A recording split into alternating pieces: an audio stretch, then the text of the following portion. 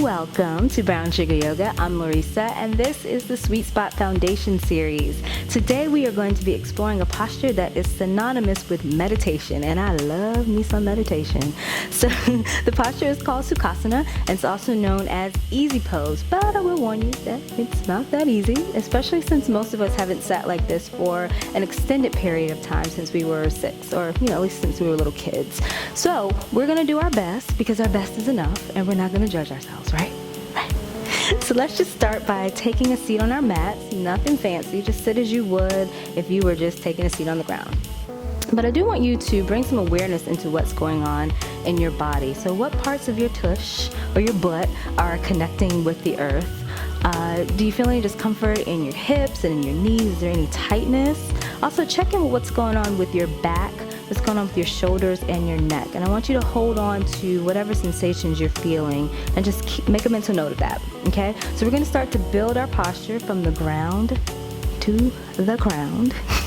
And the way we're going to do that is we're going to find our sits bones.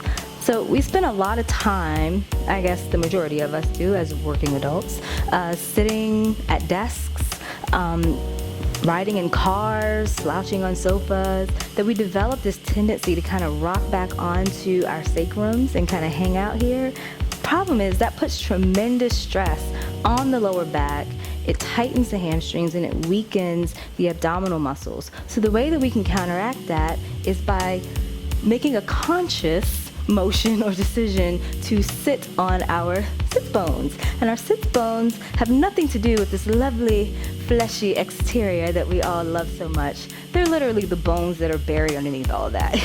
So the way that I find my sits bones, because I am working with a little junk, is I like to rock to one side, perhaps to the right, move the junk, rock to the left, move the junk. I might have to rock forward, move the junk, and sit back down onto my sits bones. And that's okay, whatever you gotta do, find those sits bones, make that connection, and root down firmly into the earth. Depending on our hip and knee mobility, we're going to have to continue our individual journeys in one of 4 ways. So journey number 1 is we take a simple cross-leg position. Journey number 2, we bring one heel in toward our center, and then we bring the other heel in toward our center, stacking the heel on top of the bottom ankle in Siddhasana. Journey number 3, we extend our legs out in front of us, we bend one knee, bringing the heel in toward our center, and then we slightly bend the other knee, bringing the ankle and the outside of the foot onto the ground. And journey number 4, we extend both legs out in front of us, and we slightly bend both knees, and we cross one ankle over the other, okay? So let's take a moment and let's choose our own journeys and find our sweet spot.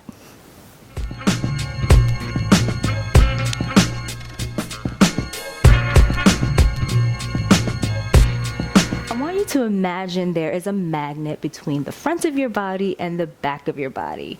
And this magnet begins at the base of the spine and it flows up to the low belly, the mid belly, the sternum, the throat, and the crown of your head. This energy encourages the spine to lift up into a straight line. So as we sit rooted onto our sits bones, we feel our tailbones root down into the earth. As we travel up the spinal column into the low belly, we feel that energy drawing in as we're lifting up through our low back out of the base of the spine. So the muscles in the low abdomen are drawing in as the muscles in the low back are lifting up. We travel up the spinal column, we make our way into the mid-belly, and we feel those muscles being encouraged to fire up and activate. So we're drawing the mid-belly in, and as we do so, we awaken the muscles in the mid-back. We feel ourselves grow taller and longer, more self-assured. We're no longer slumping, right? So we're nice and tall. As we travel up into our sternum, we bring our hands to prayer, and we allow our elbows to extend forward and out. Take a nice inhale here. And as we exhale, we feel our shoulders relaxing down into the sockets. We'll take another inhale, and as we inhale, we're going to reach the sternum toward our thumbs, bringing even more straightness into the spine. We'll take an exhale here, and as we do, we'll draw the mid-belly in even more. So the tendency here, as we expand to reach our sternum toward our thumbs, is to create an arch in the mid-back and to open up this rib cage area, or to expand the rib cage. So we want to contract the rib cage to bring the spine back into alignment. So now I want you to release the backs of your wrists down onto your knees. I want you to roll your shoulders forward, up to your ears, back, and down, and feel gravity really bring some weight into your elbows so that you're nice and relaxed. Don't lose that beautiful long posture that you've created. All right, so at this point your hands can rest on your thighs, or you can keep the backs of your wrists on your knees and just bring your pointer finger and your thumb to touch, and keep the other 3 fingers extended out. And I want you to bring your chin parallel to the earth. And I want you to keep reaching up through the crown of your head. So this magnetic energy starts at the base of your spine, and it's flowing all the way up through the crown of your head. So you feel this beautiful oppositional force where you're rooted into the ground, but you're reaching up toward the sky. So we're like lovely little shrubs. Our roots are firmly planted into the earth, as our branches and leaves and perhaps flowers are reaching and growing up toward Father Sky, or the universe, God, enlightenment, consciousness, however you want to describe it. And we are in our Sukhasana, or Sukhasana, also known as easy pose. And that is Sukhasana, or easy pose.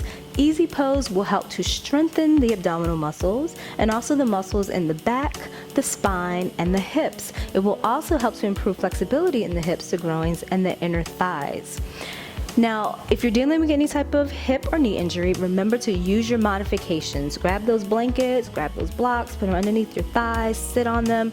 Do what you need to do to find comfort in this posture. And again, remember to choose your own journey. We talked about 4 different journeys for this posture, and I'm sure there are many others that even I haven't explored. So I encourage you to take what you have learned here and expand upon it even further to find your particular sweet spot.